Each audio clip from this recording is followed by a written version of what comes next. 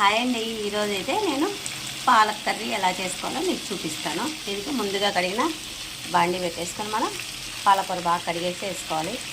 చాలా సింపుల్గా చేసుకోవచ్చు. అందరూ పాలక్ కర్రీ అంటే చాలా కష్టం అనుకుంటారు. చూడండి, నా స్టైల్లో నేను చూపిస్తాను చాలా సింపుల్గా. దాంతో కొంచెం వాటర్ ఏం అవసరం లేదు, జస్ట్ అలా వేగనిస్తే సరిపోతుంది. దానిలో తడి ఉంటుందిగా, దానికే మెత్తపడిపోతుంది అన్నమాట. మనకి పాలకూర అంతా మెత్తగా అయిపోయింది కదా.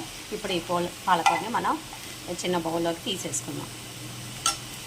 ఇలా పాలకూరని తీసేసుకున్నాక మనం సన్నగా, నేనైతే ఇట్లా లేయర్స్లా కట్ చేసుకున్నాను. టమాటాని ఉల్లిపాయని జస్ట్ హీట్ చేద్దాం, ఒక పచ్చివాసన పోయేటట్టు మగ్గనీయటం అనమాట. అప్పుడు ఈలోపు పాలకూర మనకు చల్లారిపోతూ ఉంటుంది. మిక్సీ వేసుకోవచ్చు. ఇలా సన్నగా కట్ చేసేసుకొని లైట్గా మగ్గనీయాలి. మనకైతే టమాటాలు మగ్గిపోయినాయి కదా, ఆపేసేసుకొని చల్లారించుకుందామండి.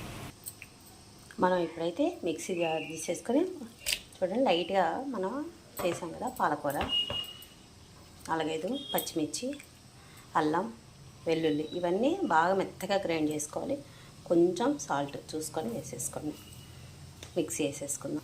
చూడండి, మిక్సీ వేసేసుకున్నాం. చాలా అంటే చాలా గ్రేవీ చాలా బాగుంది కదా, చాలా స్మూత్గా చేసుకోవాలి. తర్వాత టమాటా ఉల్లిపాయ లైట్గా వేయించుకున్నాం కదా, ఇవి కూడా వేసి మిక్సీ తిప్పేసుకుందాం మెత్తటి పేస్ట్గా.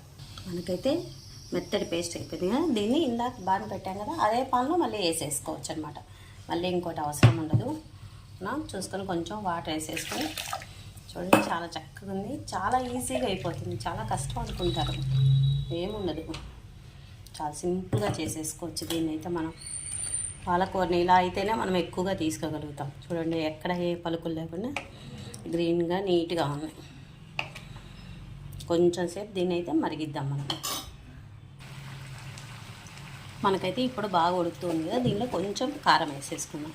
చూసుకొని వేసుకోండి. మనం పచ్చిమిర్చి వేసుకున్నాము, కొంచెం పసుపు, కొంచెం ధనియాల పౌడర్. ధనియాలు ఇలా పొడి చేసి పెట్టేసుకుంటే మనకు ధనియాల పౌడర్ ఈజీగా వాడుకోవచ్చు. గరం మసాలా ప్యాకెట్ అనమాట. కొంచెం ఇదైతే కొంచెం ఎక్కువగానే పడుతుంది.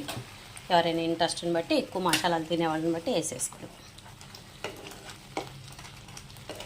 చాలా బాగుంటుందండి టేస్ట్ మాత్రం. చపాతీలోకి చాలా బాగుంటుంది. నేనైతే వీక్లీ చేస్తూనే ఉంటాను, కామన్గా చేస్తాను. చాలా ప్రాసెస్ ఈజీగానే ఉంటుంది కాబట్టి ఏమనిపించదు. మనకి పనీర్ ఉంటేనే ఇది చేసుకోవాలి అనేది ఏమి ఉండదు, ఇలా అయినా చేసేసుకోవచ్చు.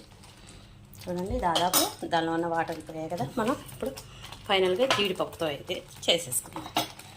నేనైతే పనీర్ లేనప్పుడు జీడిపప్పును వాడుకుంటాను.